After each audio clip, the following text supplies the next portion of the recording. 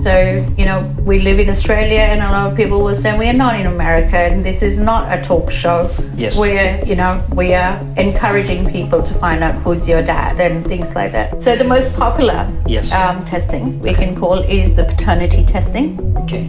And yes, there is a huge market for it in Australia. Nothing wrong with that. It's obviously you don't want to live with that for the next 20 years, and then things boil over within you. Okay. And we deal with various government departments when we come to the needs-based side of things. Okay. So starting from immigration department, a person is not listed on the birth certificate, and the mother cannot technically gain child support from the person, but she knows that he is the father, and she needs to prove. Happy stories related to DNA testing as well. So it's not all about the secretive sad stories. That's correct. So we go to relationship testings. Oh, okay. So Relationship testing. again, out of curiosity, if you think your mother may have taken you from a relative and passed you off as her own child, and you grew up. We are in 2024. Anything can happen. Anything can happen. Exactly. Can happen. Is this relationship DNA testing is also works if I want to marry a girl and I just wanted to make sure is we are both compatible and that kind of stuff? Just like the father needs to check if he's the father, sometimes there is a question that arises if someone is the biological mother or not. And we can do postmortem sample collection from the deceased, where a DNA test comes into play. Yep. It's not just, science, there's emotions behind it. There's a lot of stress, there's psychological impact. And as I always say, DNA testing is a can of worms. Yep. Once opened, you can't undo it. And DNA does not lie.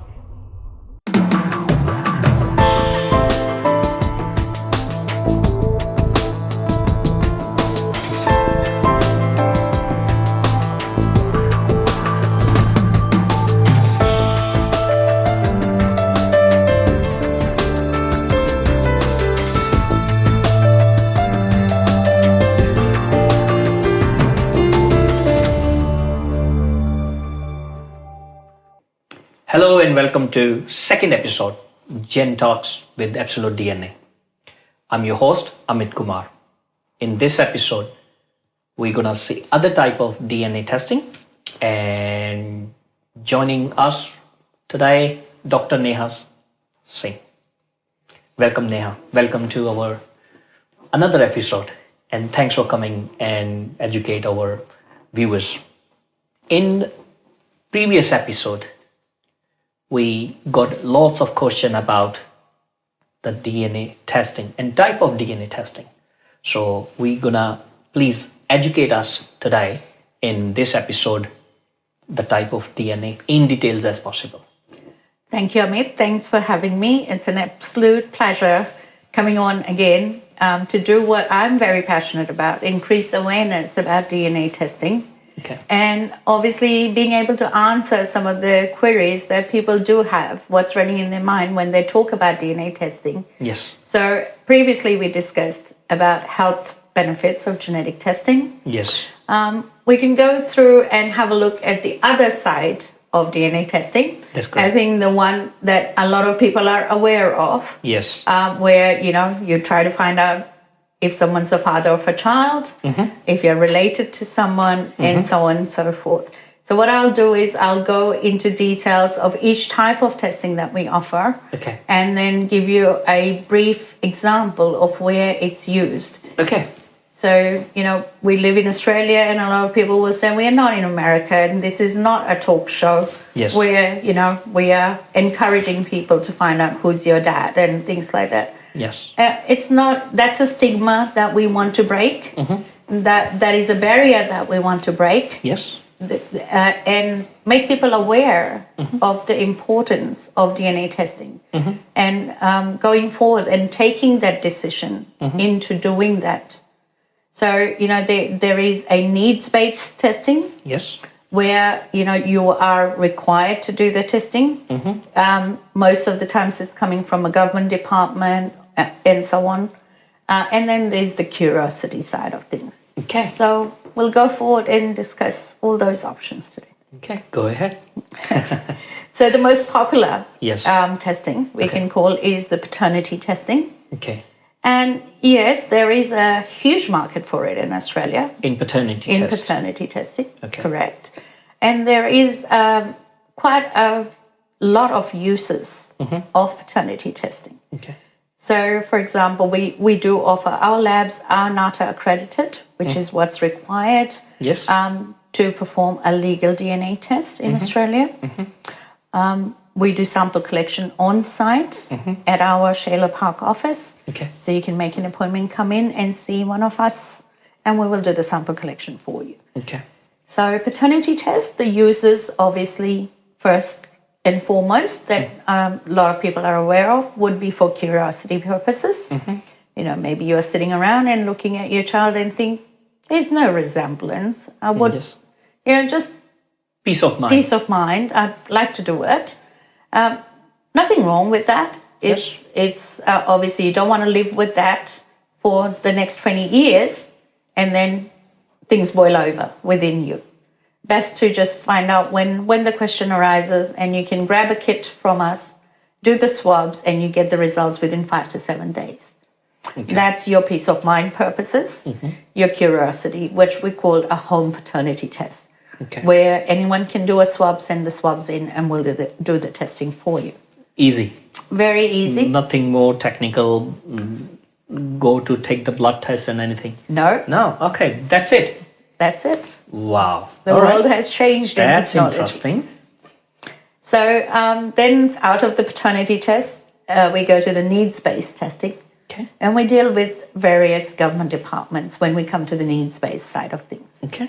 So starting from immigration department, we do a lot of, it's not just paternity, but other relationship testing that we do for Department of Immigration, where they've sent a letter of invitation to do a DNA test to prove the relationship. This is mainly where someone's sponsoring a child or a relative from overseas, and the department's not satisfied with the relationship. They want DNA proof of it. Okay. So we have pathways where we can reach out to departments overseas that will do the sample collection. We do the sample collection in Australia. We marry them together, and then you get the results.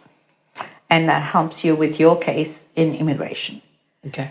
We deal with a lot of child support departments where, you know, fathers usually feel that they are paying child support for a child that may not be biologically theirs, and they want to do a legal test to prove otherwise so that they can get out of paying child support. Okay. Or instances where, you know, a person is not listed on the birth certificate and the mother cannot technically gain child support from the person, but she knows that he's the father. Okay. And she needs to prove that legally to be able to go across to that stage. So that's where it all comes in handy. It's not always the dark and shady part of paternity testing that we're looking at. We do prove paternity in several cases, you know, where a child is left in a war-torn country and then reunited with a parent that has come to Australia to seek refuge and has got permanent visa, now goes to find the child. But, you know, the child may have grown up and there's no link to finding them, but a DNA test can prove that that is the child. So, you know, there's always happy stories related to DNA testing as well. So it's not all about the secretive sad stories. That's correct. So, yeah, paternity testing is one aspect. Righty. And what's another one? So we've got, going forward from paternity testing, we go to relationship testings. Oh, okay. So Relationship testing. Okay. Correct. How does this work?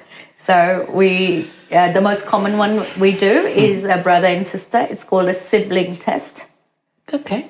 So we don't need parents' DNA in that one. Okay. So again, out of curiosity, Yeah. if you think your mother may have taken you from a relative and passed you off as her own child, and you grew up, We are in 2024. Anything can happen. anything can happen. Anything Exactly. Can happen. So, you know, a lot of times siblings don't want to involve the parents. They don't want to hurt their feelings. This is curiosity purposes. Yes. So they will get together and try and do a sibling test to find out whether they share both parents or just one, whether they're half siblings, full siblings, or not siblings at all. Once again, beneficial for your own peace of mind, but also has the needs-based background to it. Okay. We relate sibling tests a lot amongst adoption cases, people that were adopted out and now come in contact with one of the relatives and found out that they have half siblings or full siblings. And they are a bit apprehensive about approaching the parents to do a paternity test. Okay. They'd rather get the answer through sibling tests, and that's where we can help as well. Okay. So in the relationship DNA testing, is this test is also help if suppose I want to marry a girl, right? In India, we have a arranged marriage, like kind of arrangements. So we have the birth chart matching and something like that. Is this relationship DNA testing is also works on that side of relationship? If I want to marry a girl and I just wanted to make sure is we are both really compatible and that kind of stuff. Not the sibling test. That was the one we covered in our first episode. Okay. That's the Hello DNA. Okay. Absolutely. So that Hello DNA is give you that. Correct. Okay. So aside from matching your astrological chart, Yes. you are also matching your genetics Yes. to see the optimized outcome of you marrying someone and having a healthy child. Yes. So that people of close genes sometimes getting married can have a mutation which can relate to the child having disorders and diseases.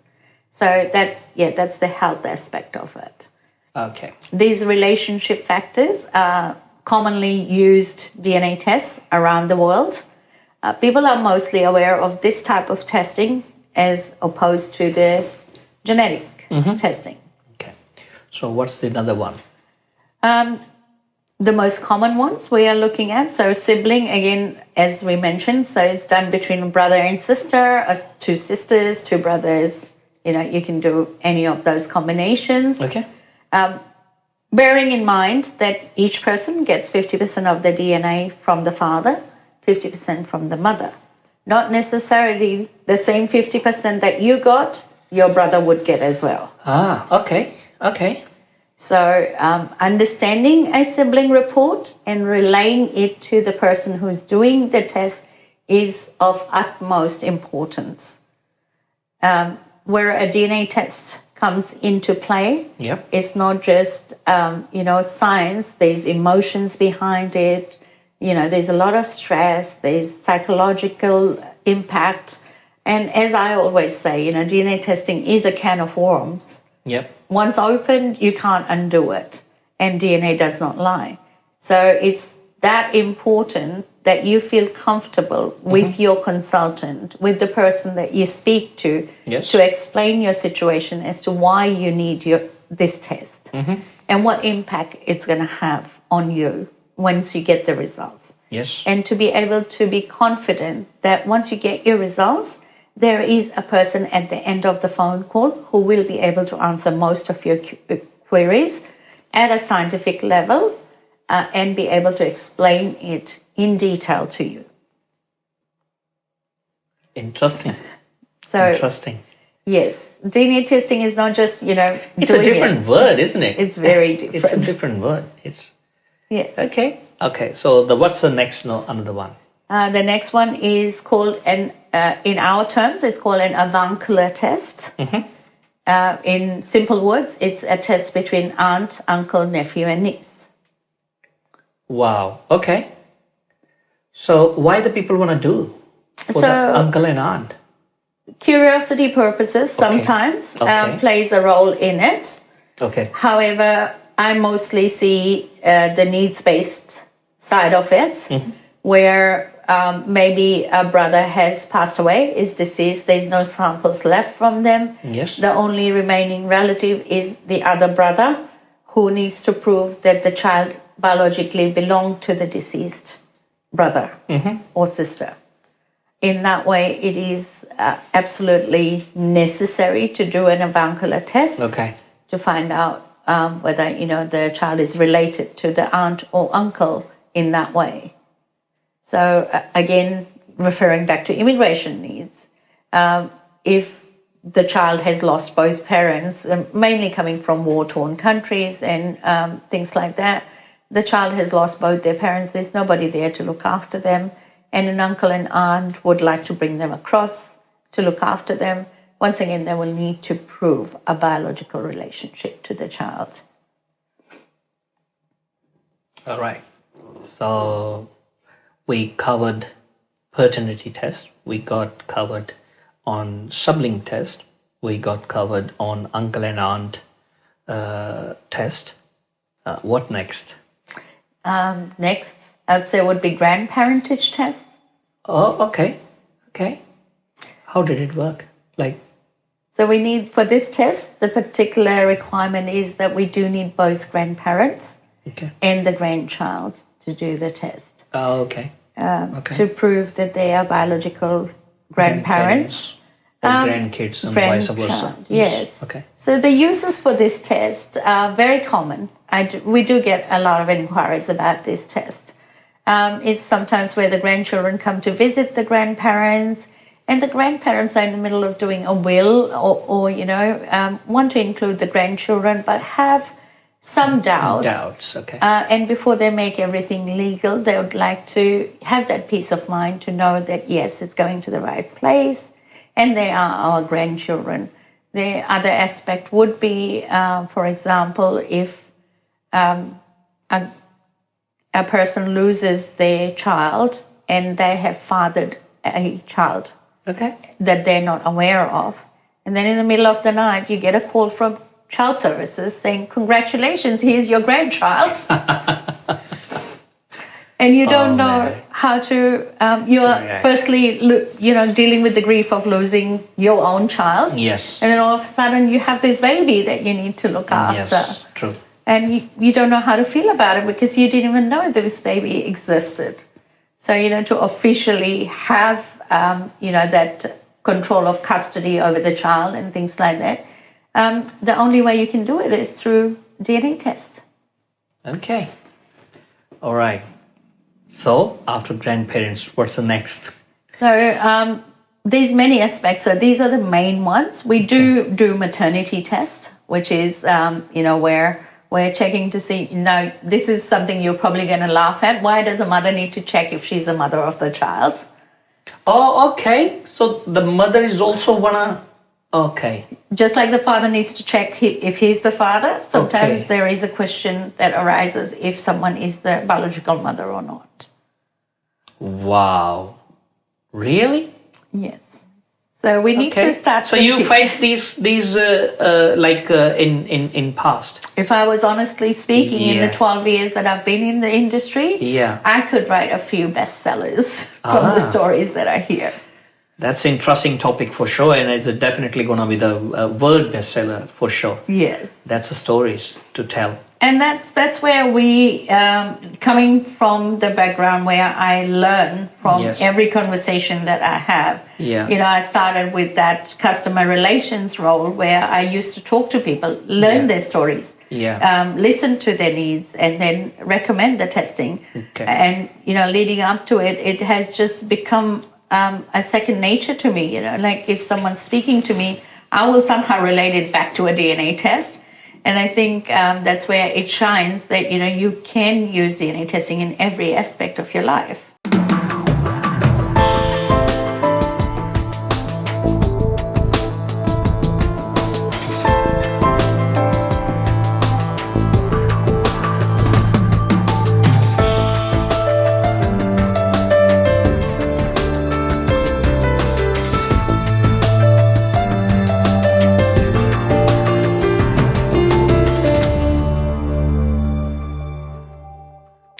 Okay, before we go further to the next and more type of DNA testing, could you please share best experience or best story you want to share with us viewers today?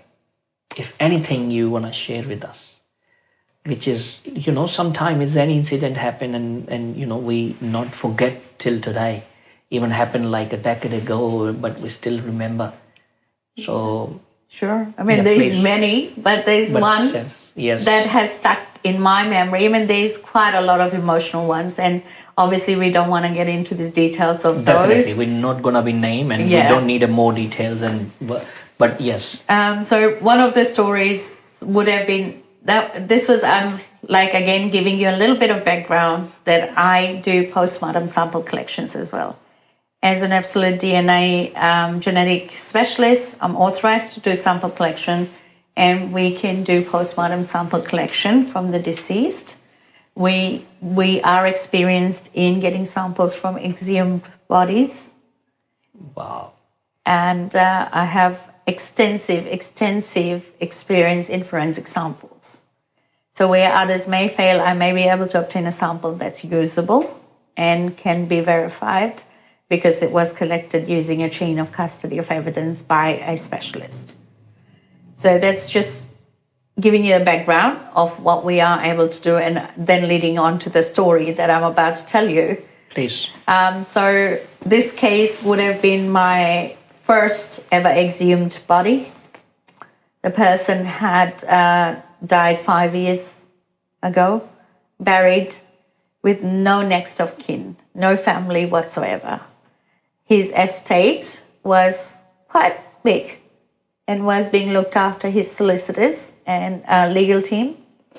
And they tried every avenue to find someone related to this person so they could pass on the estate, but they couldn't. And in the 5 years, they exhausted all the resources and went and put an advertisement in the newspaper from Meri, I think, and someone responded to it, saying that they think there may be a biological child of this man that's deceased now. Who died 5 years ago. Correct. Okay.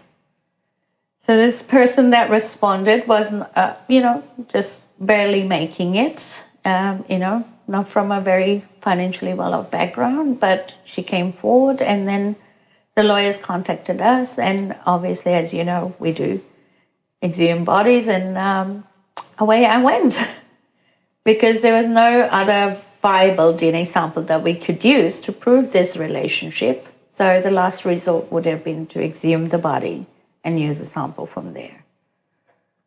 The guy who died and buried 5 years ago. Correct. Oh, and you take the sample after 5 years. Correct. Oh. There's a lot of legalities and a lot of processes involved in it, which we know, being in that area is my expertise that we can guide you through. Wow. But it's an experience you never forget. That's unbelievable. That's unbelievable. And what's the result after that? So we treat, like I said, exhuming a body is not a joke. It's not, you have to be respectful towards the deceased and everything surrounding it. And we do it with utmost respect without, disturbing anything we don't need to. Yeah. We got the sample, successfully got the sample, and we could successfully get a DNA profile from it. Okay. We got the sample from the alleged child. That's what we call in our terms as the child. Mm-hmm. And it changed their life in 7 working days once they got the results. And it was proven that, yes, that biologically they were the child of the deceased. Wow. And they went on to inherit a sizable estate. That's unbelievable. And now you're saying that for 5 years. So suppose it's 10 years. How long you able to take the samples? Like So there's different parts of the body that we can get samples from when you're talking about postmortem samples, as long as, obviously before burial, the bodies get embalmed. There's a lot of chemicals involved, and things like that. We need to analyze how long the body has been buried and what the remains are. Usually femur bone is the best option to go with, so we can get some DNA from the femur bone. Otherwise, that leading up to, the next part of it is, that's where I advocate that, if you don't have many living relatives and you're not surrounded by a lot of people that are biologically related to you, use options such as getting a DNA profile made for yourself and having it stored with your solicitor or, executor of your will. Anybody that's a trustee. In that way, you have part of your DNA that's stored away. If in case something was to happen to you, and someone came in claiming to be related to you, at least we have a profile to go by to say yes or no, rather than, disturbing your final resting place. And of course, as you know, we are Indians, we mostly get cremated. And once cremated, there's no DNA. No way to get it. So, it's also a lasting legacy, leaving a DNA sample. You can leave a sample with us, with Absolute DNA, without performing any testing from it. You can request us to obtain a sample and retain it in one of our labs, which is a NATA accredited facility, and we can store it up to 25 years for you. In any time, you can appoint or nominate an executor that can request the release of the samples and request the DNA testing from it, from a legal point of view. From a non-legal point of view, you can nominate a person, and they will be able to get hold of the sample if you're no longer around. Okay. All right. So we go back to our conversation, the type of DNA testing. So what's next? Maternity testing. Once again, yes. We live in a strange times at the moment. And, you hear all these strange stories where babies are being stolen and, they... Error exchanged. Or, a mother... Postmortem blue, postpartum blues is a real thing. After birth, a mother is not able to bond with the child, and she's struggling to believe that this is her child. And that's where we come in. And obviously a DNA test can prove, yes, you are the mother of this child, and biologically it belongs to you. It just puts your mind at rest. There's nothing sinister. Peace of mind, that's very important. Sometime if you have some kind of doubt, it's better to be just, make sure. Absolutely. Okay, so what next? So from there on, we can go more detail into a scientific side of prenatal testing. What's that? So prenatal is while someone's pregnant and they want to know who the father of the child is. While she's pregnant. The child is not even born yet. No. What they call?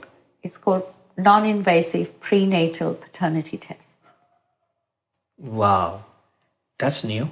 The key words there being non-invasive means that we guarantee that there is no adverse harm to the baby or the mother. Okay.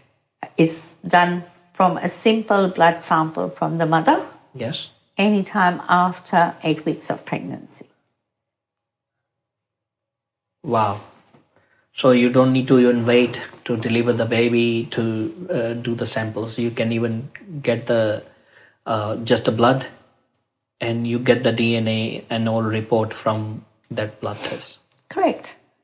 So while a mother is expecting, the baby's DNA, it's called cell-free DNA. So the baby starts to shed skin cells, which passes through the mom's placenta and goes through the bloodstream. Yes. And that's where we can harvest those DNA markers from the baby and separate it from the mother's and match it to the alleged father, as you say.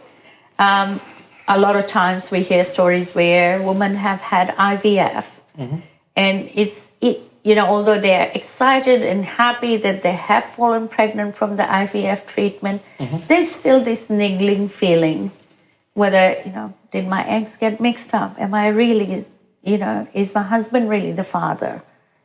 Is this our biological child? And, believe me when I say that these questions do arise. I can imagine now.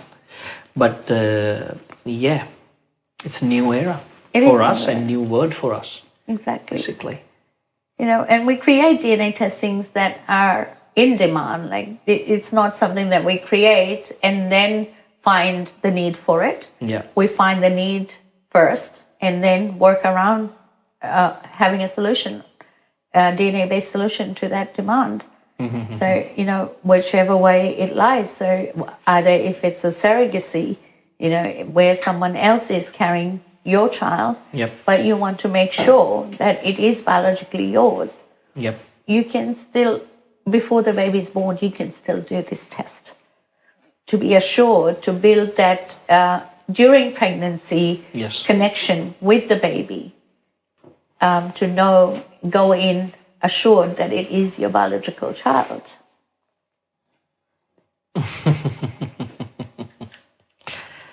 It's a new word, but we are definitely not here to judge anybody, but any situation came up and we got the solution then. So I think it's better to, if everybody have their DNA profile, that makes life so easy, isn't it? Absolutely. And then that is the main reason why we are creating this series, why we are having these talks, is to increase awareness, educate people in needs, what DNA tests can do for you. And what are the options for you that are available out there that you can use in terms of when you're needing a DNA test. So it's more becoming aware that there is a facility available and you can make use of it if and when you need it. So it's not, once again, like buying multivitamins off the shelf. It is if you need it and when you need it, whether, it be for immigration purposes or for any legal purposes or just curiosity or peace of mind, and you want to do it, we're just a phone call away. You just give us a call and we'll guide you through it. When we get questions where people say, I want to prove that I come from this lineage of a great-grandfather. And that will then again lead us to another test that's available. So, there's so many applications to DNA testing. It's hard for every person to comprehend that we have that many applications. And another misconception that we'd like to address on this platform is that, no, we don't use your DNA to build a database. And no, you cannot provide your DNA test to be matched against a database to see if you find a prospect father or a brother. Okay. All right. So what's another surprise? I'm not going to say another test, but it's another surprise because everything is a surprise to me today. Yes. Well, so we can also offer, like I said, leading on to the next test that we offer, it's called a Y-chromosome test. Y-chromosome. Chromosome. Okay. So as you or many other people will be aware, Y-chromosome only belongs to a male person. Okay. Passed down from generations. So it comes from your great-grandfather to your grandfather, to your father, to you, and then to your son. And it's a very stable, straight line of DNA that hardly sees a mutation. The mutation rate on this is rare. So, your Y chromosome is similar to your father's. Your father's was same as your grandfather's, and it's continuing down. So if you say, my great-great-grandfather was this royalty from here, Yes. And we somehow were able to obtain a Y chromosome profile from that lineage that is known. Okay. We can compare your Y chromosome profile to that lineage and say, yes, you belong to the same male line as in paternal lineage, so same male line. So it's like a royal family. We can say, someone claiming I was on that king line or that, and we have that profile as well, or. A lot of male cousins that believe that in different ethnic backgrounds, even Indians, when we say we come from that line, we believe we come from the Ram line. And somebody is there that can prove through data that, yes, they belong to that line, is willing to provide a sample to be tested against you, and we'll say, yes, you share the same Y chromosome. So you do come from that same line. So suppose it's like the father of nation in India, it's called Mahatma Gandhi. They have like a grandkid here. So we can able to prove, yes, he's a grandfather. But how we can, until or unless, do we have suppose the Mahatma Gandhi's profile? No, we don't. We don't, yes. And once again, we can test a proven relative, a proven child of his, and trace back down the line to get that final DNA sample for comparison. And once again, the importance of storage of DNA. Yes, that is for next, definitely. So it's better to everybody have their DNA profile that can help and leads to track down the old relative and all generations, basically. Correct. And it's widely used. And this is going to be the new normal, basically. I'm going to say the way it's going on the world, I think it's everybody's need anyway. It is the new norm, yes. Everybody talks about a memorabilia after somebody passes away. What better thing to use than a living memory, which is part of their DNA that you have obtained before. Yes, that's unbelievable today. It's kind of... I'm basically stunned to having this kind of conversation and knowledge I'm gaining today, and I hope my viewers gaining the knowledge today it's for whole life, basically. Definitely. I mean, you can learn about genetics through books, through courses, but it doesn't give you that insight of someone who's been doing it in and out for a long time, where we know we can advise you on the right test that's suitable for you and the right answers that you will get from that test. Being from the forensic side of things, there are various items that we can obtain DNA from discreetly. If someone didn't want to reveal that they are doing a DNA test, that's what we will go into next, about discrete samples that we can relate back to any of these tests. So, for example, for a paternity test, if someone is a grown-up man and he does not want to hurt his father's feelings and confront his father to get a swab from the mouth to explain why I'm doing it, there are various other samples that we can use. So what next? So we go, I think we'll go forward and explain what a discrete sample is. Yes, please. It is so someone falls under the forensic category. Discrete sample is not breaching someone's privacy. So here we implore you to use your common sense. Please don't go rummaging through other people's bins and don't get into trouble. This is for cases where you have access to something of a person you want to be tested against, and we will do the testing discreetly for you. When I say discreetly, once again, rest assured the DNA profile is not going on any databases, not being reported to any third party. And it's going to go on there as an anonymous sample. So we are not going to put a name to that sample because we don't know where it came from, whom it belonged to. We will only obtain the sample and do the testing that you've requested and sign the consent for with us to do the testing form. Okay. So for having explained that and the technicalities around it, it's up to the discretion of the DNA testing company whether they sometimes feel it's unethical to test a sample, and we may refuse to do so. Okay. And once again, tying it into finding that right fit, the right company, the right expert that understands your situation and will help you through navigating what you actually need from the DNA test. Okay. 90% of the time we'll get a phone call where we'll pick up the phone and they'll say, we'll say, how can I help you? I need a DNA test. Okay. We have at least 30 different tests. What is it that you are trying to find out? Right. So, having those conversations definitely helps.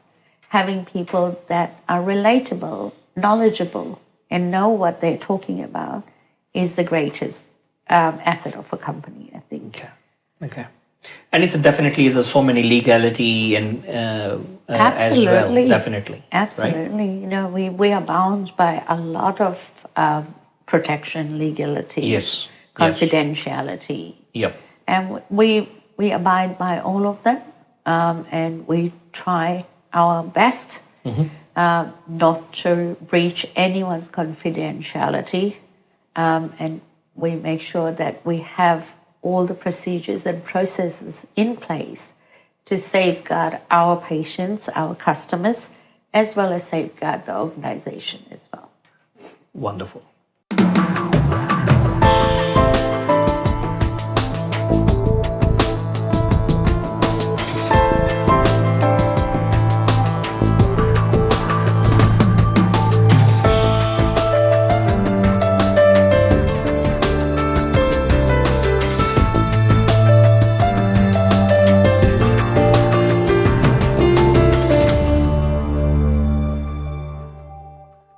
Okay, what's the another one? So we'll go a little bit in depth when I say discrete samples. Yes. So some of the samples that we can test with, and let's bust some myths that we see on TV shows. Please.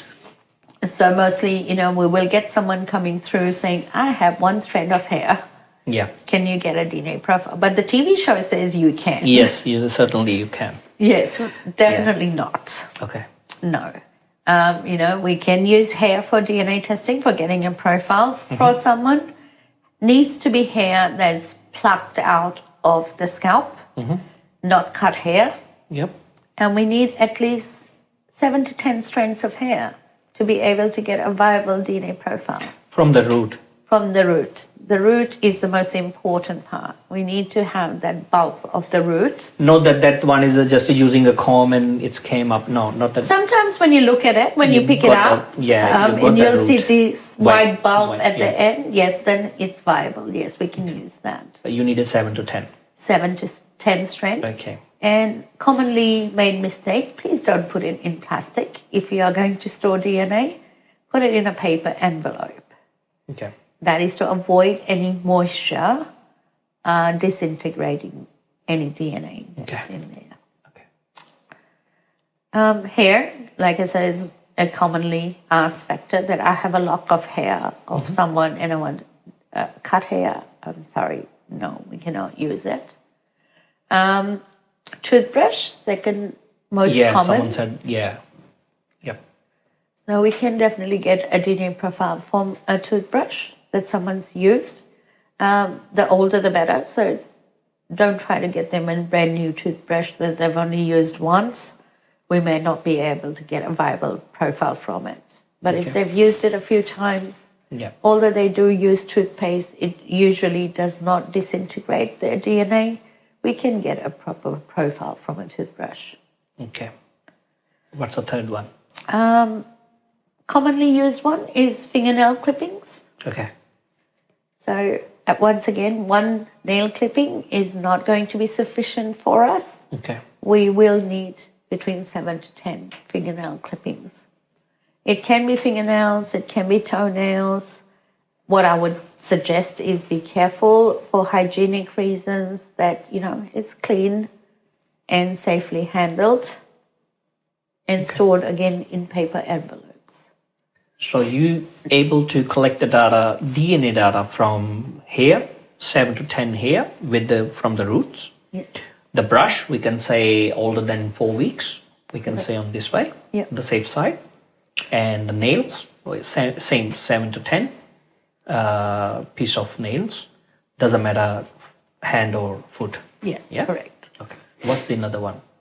The next most common one, or the next one that we can safely say we have extracted DNA from, is probably chewing gum. Chewing gum. Okay. Most commonly used for children. Okay. We can get DNA from chewing gum. That's 10 minutes, 5 minutes enough. If someone's it's all saliva, chewing gum and you don't want to make them aware that you are going to grab it once they're finished with it and do a DNA test, it's another good form of discrete sample that we can get DNA from. Okay. And any another? Cigarette butts. Really? Okay. We can get DNA from cigarette butts. Enough data in one cigarette even?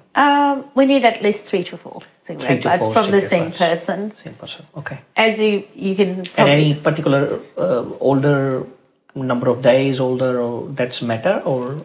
not like really. someone not smoking, like suppose he just smoking one cigarette a day. Suppose it takes 3 days. That's absolutely fine. The first one is valid? Yes, correct. Yeah. Okay. It will still be valid as long as it's not months and months old and it's come in contact with the environment, water, and it's contaminated. Okay. That should be fine. Any more? Blood spots are very accurate and highly used. It will yield a DNA profile much better than any of the ones that I've mentioned so far. The blood one is easier to get the profile. Correct, yes. So, once again, disclaimer, please don't go pricking someone's finger or cutting someone to get blood. Just, discreetly, if someone has cut their finger and you've put, gauze or cotton on it, you can send that cotton ball in. Again, handle it safely, wear gloves, take all the precautions because this is blood that you're talking about. If it's on tissue, then double layer it. Of course, put it in a paper and then put the paper in plastic. And give us a call, let us know that this is what you've got, how old it is, how much of a stain it is, and we will advise you whether it's viable and we can use it or not. It's always best idea to give us a call to discuss these samples rather than just sending them through. There's always additional cost to testing these samples. So it's always better to just make a call to you guys and have a full conversation, the purpose of DNA testing and how you're able to collect, and every single thing is before you even start the process. Absolutely. Conversation is the key. Correct. So, and we understand sometimes people prefer not to get on the phone and talk to someone. They would rather have an email or they would rather use Messenger. So our Facebook Messenger services, our experts have access to that as well. If it's outside of the hours of any experts being available, we will ask you to leave either your contact phone number or email address, or you can even leave your mobile phone number and specify that you prefer text messages for privacy purposes, as long as you specify clearly what your needs are and the purpose of use. Purpose of use and confidentiality, we will adhere to it 100%. Okay. After the discrete, what's the next one? Oh, there is quite a lot that we need to cover. There is quite a lot. So in this session, I think we can got covered almost all the Yes. famous one or the majority of ones. the common ones that we do, Okay. and the uses of it. Okay. So tell me, Dr. Neha, is when we talk about the 2,800 pages of report, that's a Hello DNA, right? Is that Hello DNA? Is that any particular product got covered almost every single thing? Like where in Hello DNA, can we cover the Y? Y chromosome? Yeah. No. No. So different types of testing. Okay. So Halo DNA uses a part of extraction which we call SNPs Okay. from your DNA, and whereas a Y chromosome or a paternity test, it goes with your genetic profile. So 21 genetic markers, Okay. which is most commonly used by forensics and police departments, which is like your fingerprint. Your genetic markers are what identifies you. Okay. That makes you. Okay. And no two people have same 21 genetic markers or 22 genetic markers, unless, of course, they're identical twins. That's true. And even then, there is slight variation where you can tell identical twins apart, but it will be very in-depth study of their DNA. But we can definitely tell you, there's fun fact is there's a lot of people that are twins that come through and say, our mother told us that we are identical twins. We don't look alike. So we can also offer a test that will tell you whether you're fraternal or identical twin. Okay. All right. I think we got covered on almost all common DNA testing. And is there anything you would like to share before we wrapping up?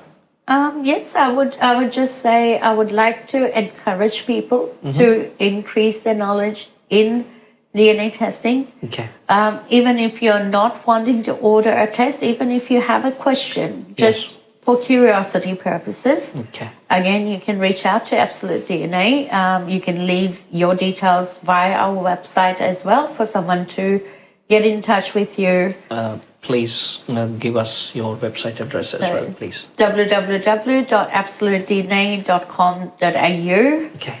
And you can always jump on the phone.